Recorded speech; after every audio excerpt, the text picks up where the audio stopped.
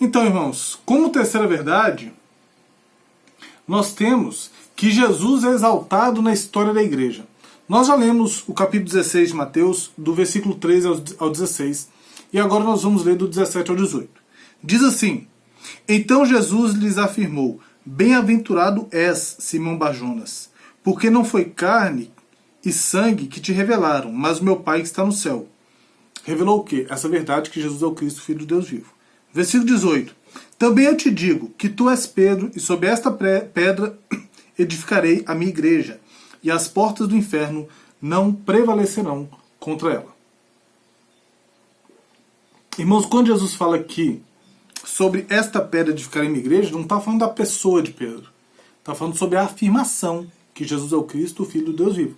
É sobre esta afirmação que repousa a igreja, tá bem? E aí, quando a gente pensa que Jesus é exaltado na história da igreja, a gente tem que entender que ao achar em Jesus a resposta para aquelas dores, lembra que eu falei lá no comecinho da aula, do relato do sofrimento das pessoas que estão contidas no livro e que nós vamos achar as respostas em Cristo? Ao trazer essas respostas, ao buscarmos essas respostas, nós temos que conseguir olhar para trás e entender que a igreja, na sua história, tem achado em Jesus respostas para as questões que ela passava. Porque é Jesus que edifica a igreja. As portas do inferno não resistem à igreja de Cristo. Porque tu és Pedro, sobre essa igreja edificarei minha igreja. As portas do inferno não prevalecerão contra a igreja. Não vai prevalecer, porque é Jesus que a edifica dia após dia. E é Jesus que a vem edificando através da história. E aqui nós temos questões que são muito atuais, questões que a gente encontra por aí no nosso dia a dia. Mas a igreja passou por outras questões e Jesus estava presente na história da igreja, sendo exaltado cada vez que a igreja conseguia, partindo do evangelho, responder às dores das pessoas. E assim a gente pode pensar, por exemplo, na igreja primitiva. Jesus era exaltado na história da igreja primitiva quando uma igreja que entendia que ele veio humilde como um simples carpinteiro, como um camponês do campo, mas que um dia ele voltaria como rei, como grande redentor, como juiz de todas as coisas, e que ele vindo, ele venceria todos os inimigos. Irmãos, uma igreja que entendia que ele veio como camponês, mas que ele virá como rei vencedor depois, para aniquilar os inimigos, é algo fantástico. Principalmente se a gente entender que aquela igreja vivia em um contexto de perseguição. Aqueles irmãos ali, eles aguardavam a volta de Jesus para resgatar eles daqui, para fazer a justiça. Apocalipse mostra muito bem isso. Se eu não me engano, eu vou abrir aqui, posso estar errado, irmãos. Deixa eu ver aqui se eu não estou... Porque esse texto não estava na nossa aula, eu lembrei desse texto aqui agora.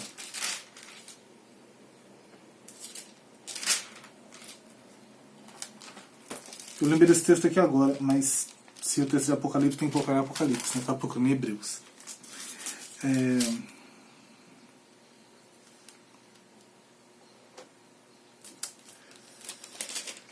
Se eu não me engano, 4... Não é o 4... Não vou lembrar agora. Aqui, ó. Apocalipse 6, 9, diz assim, 9 em diante. Quando ele abriu o quinto selo, vi debaixo do altar as almas daqueles que tinham sido mortos por causa da palavra de Deus e por causa do testemunho que sustentavam. Clamaram em grande voz, dizendo: Até quando, ó soberano Senhor, santo e verdadeiro, não julgas nem vingas o nosso sangue dos que habitam sobre a terra? Então a cada um deles foi dada uma vestidura branca, e lhe disseram que repousasse ainda por pouco tempo, até que também se completasse o número dos seus conservos e os seus irmãos que iam ser mortos, como igualmente eles foram. Ou seja, isso aqui é a igreja primitiva, igreja perseguida, igreja de gente morrendo, mas igreja de gente que aguardava a justiça de Deus, a volta de Jesus, Jesus como grande vencedor sobre aqueles que a perseguiam. Igreja primitiva. Então, na história da igreja primitiva, Jesus é exaltado, na esperança deles, do Cristo vencedor.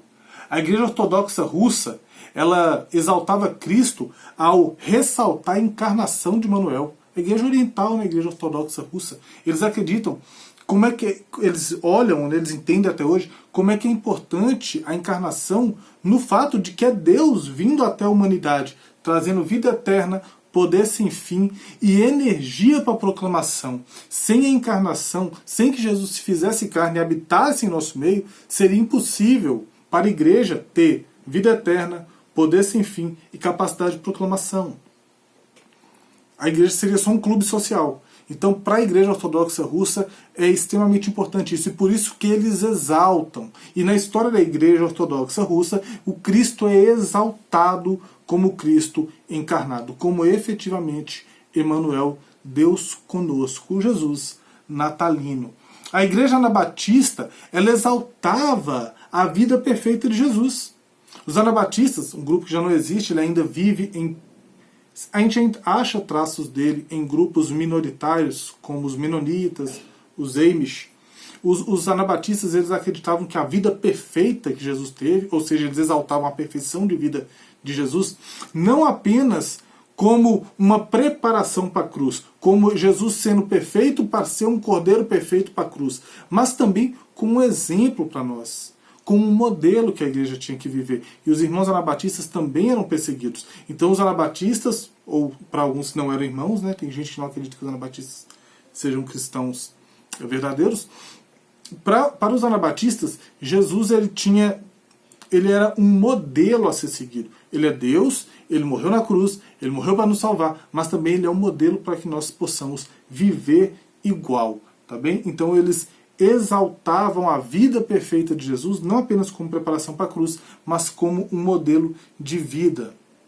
Outro grupo bem antigo, os pietistas, eles exaltavam Jesus à medida que eles eram extremamente apegados à certeza da ressurreição de Jesus. Eles acreditavam profundamente nisso e acreditavam que isso era a base de uma vida cristã perfeita. A ressurreição de Jesus era a base da nossa regeneração, a ressurreição de Jesus era a base para a nossa vida eterna.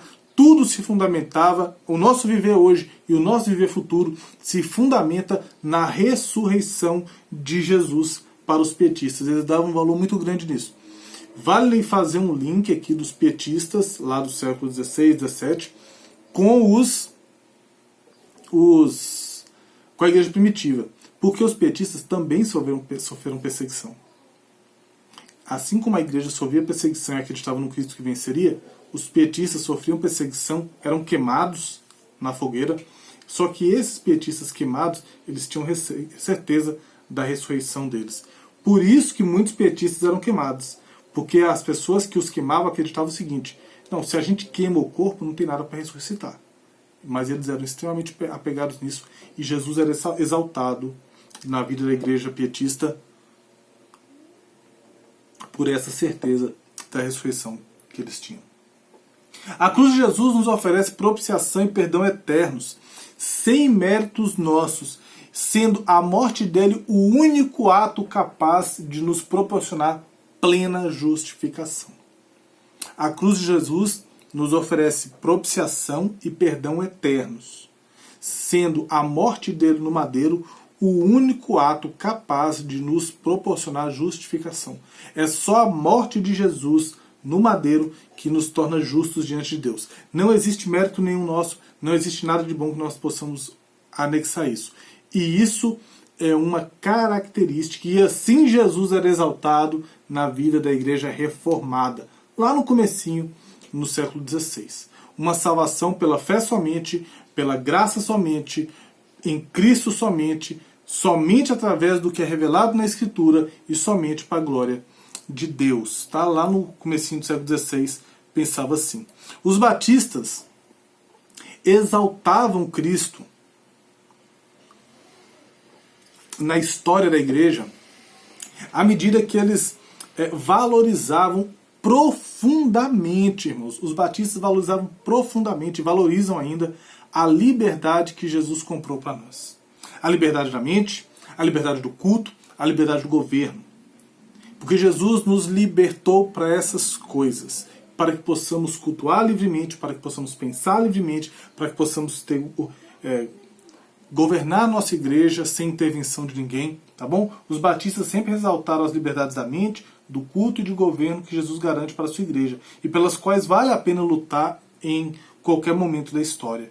Ele é a nossa liberdade, sobretudo sobre o poder do pecado, tá bom?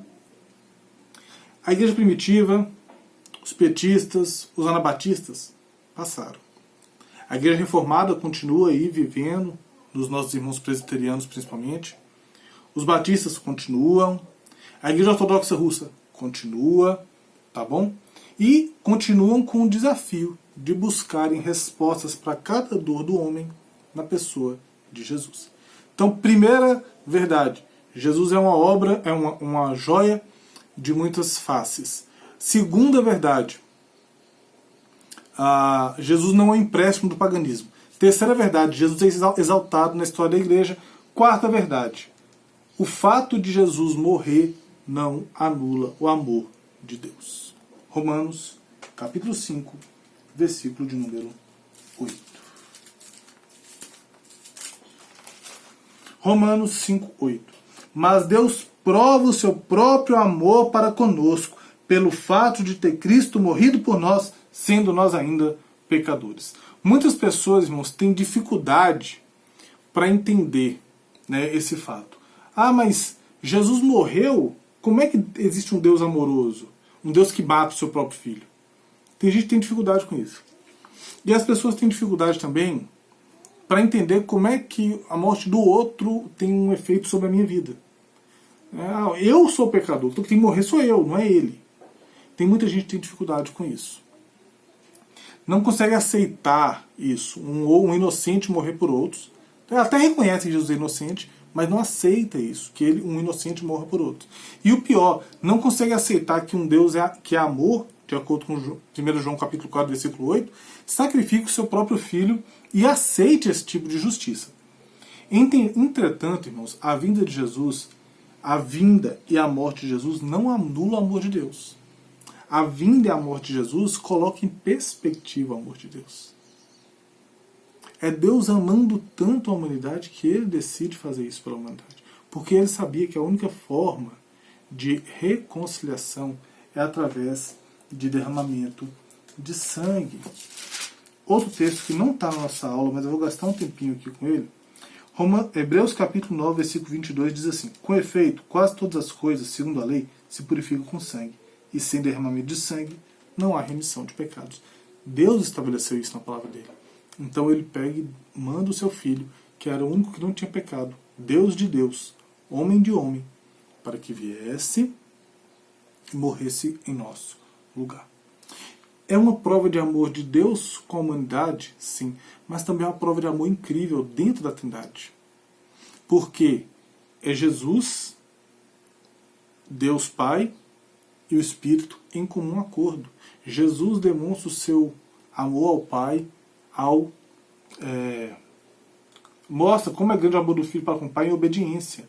Ele vem do Pai para conosco ao providenciar a salvação em Jesus. E dentro da Trindade, já que eles traçaram esse plano, irmãos, e esse plano é desde a eternidade. A morte de Jesus não anula o amor de Deus, pelo contrário, a morte de Jesus realça o amor de Deus. Quando a gente olha para a cruz e quando a gente olha para a manjedoura, quando a gente olha para a cruz, quando a gente olha para o túmulo vazio, o que é exaltado é o amor de Deus. Na manjedoura, Deus ama a humanidade, o Filho obedece o Pai. Na cruz, o Filho obedece o Pai e ele é conduzido pelo Espírito até aquele momento. Ele obedece o Pai. No sepulcro vazio, mostra o quanto o Pai ama o Filho e aceita o sacrifício da cruz. Toda a obra de Jesus, começando na manjedoura, lá no Natal, essa obra coloca em perspectiva um amor que nós não entendemos. E que é um amor justo. Nós temos uma visão distorcida de amor. A gente acha que amor é passar a mão na cabeça. A gente acha que amor nunca leva a sofrimento. E o amor implica, sim, muitas vezes, em sofrer. Este plano, manjedoura, cruz, sepulcro vazio. Esse plano foi traçado na eternidade, para que possibilitasse a nós a vida eterna. Apocalipse 13, 8 diz assim, falando da besta, e adorá-la-ão, ou seja, adorarão a besta, todos que habitam sobre a terra, aqueles cujos nomes não foram escritos no livro da vida do Cordeiro que foi morto, desde a fundação do mundo. Jesus foi morto desde a fundação do mundo. Ele foi morto desde a fundação do mundo em amor, por mim e por você, e por cada pessoa dessas histórias deste livro. Cada pessoa que apanhava dos pais, cada pessoa que passava as outras dificuldades que tem aqui, que eu não vou citar, para não tirar o gostinho da surpresa dos irmãos. Cada uma dessas pessoas, elas são alvo desse amor de Cristo. A vinda, o Natal, e a morte, a Páscoa, que nós comemoramos, de Jesus é a maior manifestação do amor de Deus para a comunidade. 1 João, capítulo 4, versículos 9 e 10. Nisto se manifestou o amor de Deus em nós, em haver Deus enviado o seu Filho unigênito ao mundo, para vivermos por meio dele. Nisso consiste o amor, não em que nós tenhamos amado a Deus, mas em que ele nos amou e enviou o seu Filho como propiciação pelos nossos pecados. Glória a Deus. Irmãos, então é isso. Chegamos ao final aqui. Chegamos ao encerramento da nossa aula. Qual que é a expectativa minha e dos outros irmãos A luz caiu, mas já voltou. Qual que é a expectativa minha e dos outros irmãos do Ministério de Ensino da Igreja? É que você, ao ler as histórias, seja impactado. É que você, ao ler as histórias, seja motivado. É que você, ao ler as histórias que nós vamos entregar, seja confrontado com esse mundo que existe ao seu redor. E que você, ao assistir às aulas que serão ministradas, mostrando respostas para as dores apresentadas nas cartas, para que você, assistindo essas aulas, consiga ver o tamanho da obra de Cristo em favor de pessoas em situação terrível. E como é que ele, sim, me alcança e te alcança. E computador ligando. E como é que o Natal é importante. Todos os efeitos que nós vamos ver só são possíveis porque ele decidiu vir. Que você esteja disposto para essa nova jornada. Que você esteja disposto a conosco testar esse novo modelo que será feito. A igreja vai receber a matéria, vai ler a matéria no domingo seguinte. Ou eu, ou o Júnior, ou a Sueli vamos estar aqui dando a resposta. Tá bem? Feche seus olhos, vamos orar mais uma vez? Senhor meu Deus, muito obrigado, ó Pai, por esse momento. Muito obrigado, ó Pai, por cada irmão que assiste essa aula. Que o Senhor possa continuar mostrando a eles que Jesus é uma joia de várias facetas a serem estudadas, Pai. Que Jesus é um presente do Senhor, não é nada da cultura, não é emprestado do paganismo. Que eles possam continuar vendo, Pai, olhando para a história da nossa igreja local e olhando para a história da tua igreja, vendo Cristo sendo exaltado na história da igreja, Pai, e que eles possam entender, Pai, que a morte de Jesus, a vinda de Jesus, a encarnação de Jesus, o sofrimento de Jesus, nada disso anula o teu amor, pelo contrário, é uma prova do teu amor para conosco. Esteja conosco, ó Pai, esteja nos guardando, nos protegendo. Trabalhe os nossos corações e nos ajude a podermos prestar o melhor para o Senhor e possamos aprender o melhor do Senhor. É o que te pedimos e agradecemos, em nome de Jesus. Amém e amém. Então é isso, irmãos. Domingo agora, essa aula vai ao ar. Então domingo de manhã e domingo à noite, talvez você já esteja assistindo essa aula aqui com a carta nas mãos.